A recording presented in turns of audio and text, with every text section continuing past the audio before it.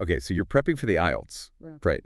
And it can feel like, well, like a massive task. You're trying to cram everything in just to feel confident walking into that test room. Mm-hmm. You want that feeling of, I've got this. Yeah, And that's exactly what we're digging into today. absolutely. We've gone through this really detailed study guide looking specifically at IELTS test day strategies. Yeah, think of this as like the highlight reel. We're pulling out the most crucial bits to help you feel prepared, focused, and just ready to do your best on the day. And it's interesting because it's not just about how good your English is. That's obviously important, but Right, yeah.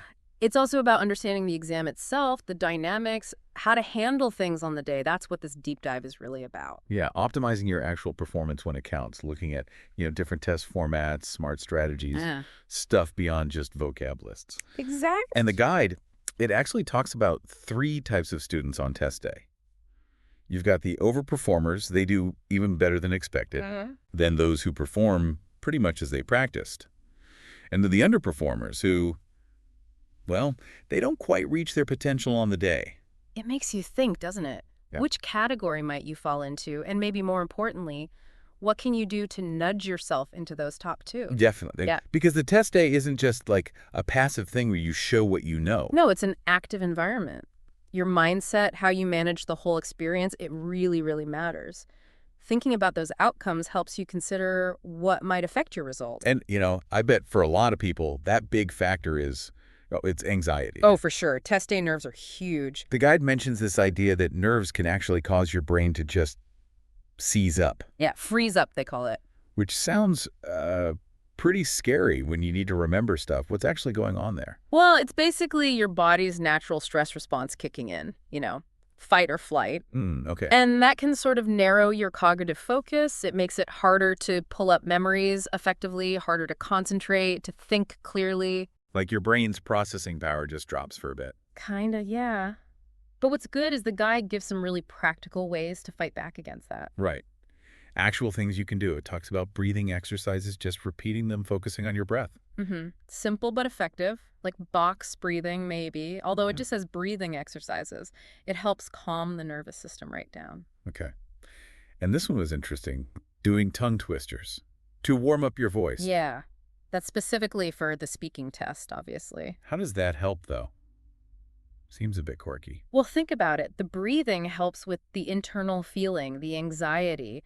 Tongue twisters are like a physical warm-up for your mouth, your tongue, lips, jaw. Ah, okay. Like stretching before exercise. Exactly. It helps improve your articulation, your clarity, your fluency, especially if you tend to get a bit mumbled or speak too fast when you're nervous. That makes sense. Preparing the mind and the mouth. Precisely. Both are important for communicating well under pressure. Okay, so moving on to preparation itself. Practice tests. The guide says you should aim to consistently score a few points above what you actually need. Why build in that buffer? That buffer zone is really important for a couple of key reasons. First, it's a massive confidence booster, right? Yeah. If you're hitting above your target in practice, you walk in feeling much more secure. Second, it accounts for that potential dip on test day. The test day dip. Yeah, lots of people perform just slightly worse under real exam conditions because of nerves, the unfamiliar room, whatever.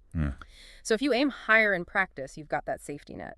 You're more likely to hit your required score even if you're not having your absolute best day. Okay, so that links back to the underperformer idea. Directly. The guide really stresses simulating test conditions in your practice.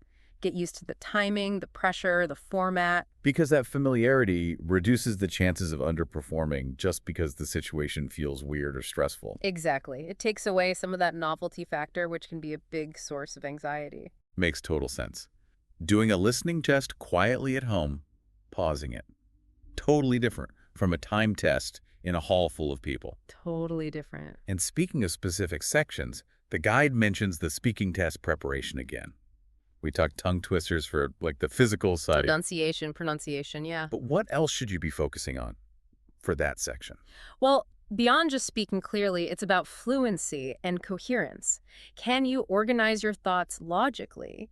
Can you use good vocabulary and grammar naturally? Right. Not just single words, but flowing speech. Exactly. Examiners look at how well you develop your ideas, how smoothly you speak. Recording yourself when you practice can be super helpful here. Oh, yeah? Why is that?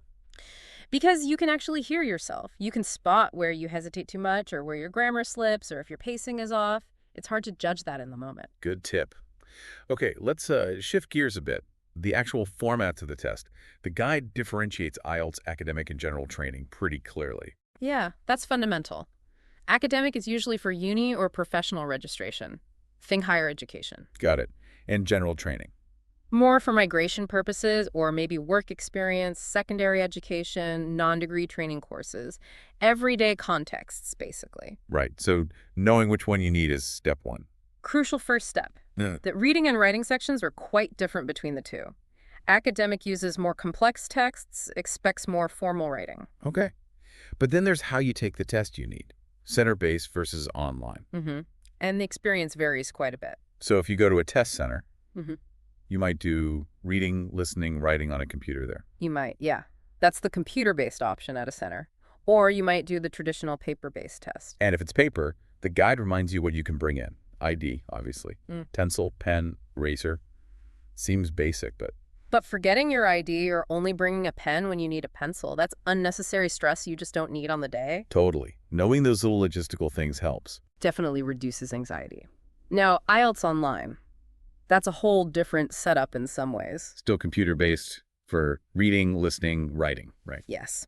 Those are on your computer at home or wherever you choose to take it. But the speaking test, that's done via a live video call with an examiner. Okay, so you need decent internet, a quiet room. Absolutely. A private space where you won't be interrupted. And reliable tech is key. And the guide mentions the remote proctor for the online test. What's their role? So the proctor is watching you through your webcam and listening via your microphone. It's all about maintaining test security, making sure everything's above board, preventing cheating. Right. Something you just have to be aware of, that someone's monitoring you remotely. Yep. And they use a specific platform. The guide mentions the Inspire Exam Portal, or IEP. IEP. Okay. And it says you must do a pre-test system check. Critically important. That check makes sure your computer, your webcam, your mic, your internet connection are all up to scratch and compatible with their system. So it flags any potential tech problems before the actual test starts. Exactly. Imagine finding out your webcam doesn't work 5 minutes before your speaking test. Skipping that check is just, well, risky. Yeah, talk about adding stress. And that could definitely knock your performance down, regardless of your English level. For sure. Unexpected tech fails are a classic way to underperform. Okay, so as we kind of wrap this up, what are the really big takeaways for someone prepping for IELTS? It feels like it's more than just language practice. It absolutely is. Yes, you need the English skills. That's the foundation. But truly effective prep means understanding the test day itself. Knowing the format you've chosen. Center-based or online, yeah. Knowing the procedures, what to expect. It's about minimizing surprises. So you could just focus on showing what you know. Exactly. It's amazing how much these practical things, these non-language things, can actually influence your final score. Being prepared logistically lets your English shine through. Right. So thinking back, we've covered that anxiety freeze and simple ways to manage it, breathing, even those tongue twisters. Calming the mind, warming up the voice. We hit on aiming higher in practice tests, building that buffer score, and the huge value of simulating real test conditions. Familiarity breeds confidence, reduces panic.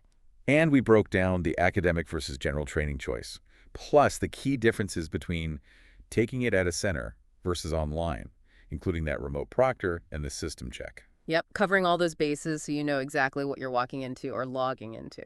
So here's something for you, the listener, to think about now.